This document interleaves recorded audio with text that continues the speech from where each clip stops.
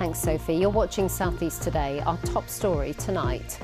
A man is arrested after a 7-year-old is killed crossing the road.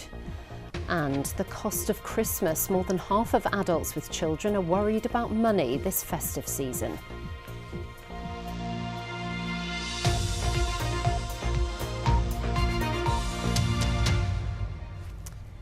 Welcome to the programme. I'm Ellie Crisell. Police have arrested a man after a 7-year-old boy died yesterday in Sandgate near Folkestone. William Brown was crossing a road to collect his football when he was struck. 2 vehicles were involved and one left the scene before emergency services arrived. His devastated parents tonight paid tribute to the sweetest little boy in the world, as Victoria Bourne reports. A mother's grief. William and Laura Brown's son, William Jr., died in a collision yesterday evening. Will was kind, funny, the sweetest little boy in the world.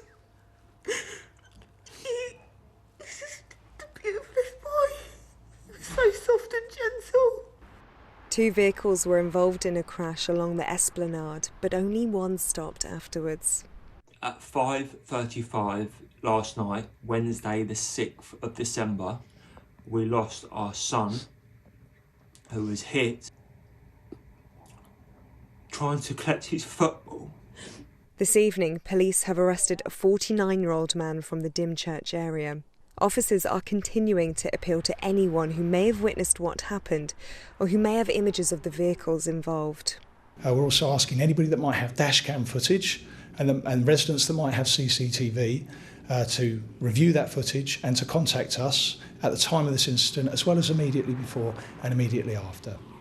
We've also been told that the members of the public might have been taking photographs and videos at the time.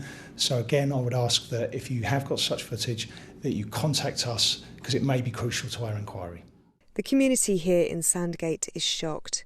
Throughout the day, people have been turning up to pay their respects. Nothing was a drama with Will at all. Sweetest boy. Nothing was a drama. If he was here now, he'd be going, "Oh, come on, guys. You know, it's happened. Come on, we'll see you in heaven." This family should have been getting ready to celebrate Christmas, but instead are having to come to terms with the loss of a much-loved son.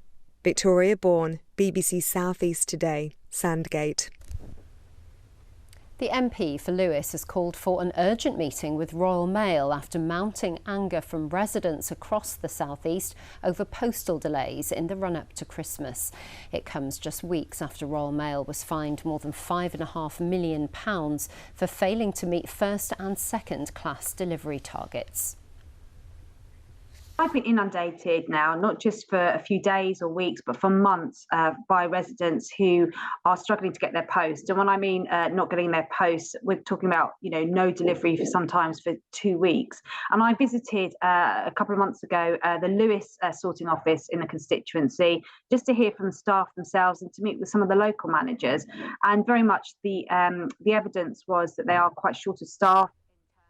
Some homes in East Sussex have been without water for almost 2 days, as it's been revealed that South East Water paid more than £2 million to shareholders while under investigation for previous outages by the regulator. The latest shortage is thought to have been caused by a burst pipe in Burwash. South East Water are running a bottled water station in Heathfield. They've apologised for supply interruptions and said that the dividends paid out were half of last year's. South East Coast Ambulance Service expects to get more than double the usual number of emergency calls over Christmas and New Year. CCAM is predicting almost 100,000 999 calls this month. Trust managers say they expect to attend the most serious calls, but are also warning that less serious incidents might have to wait longer for an ambulance.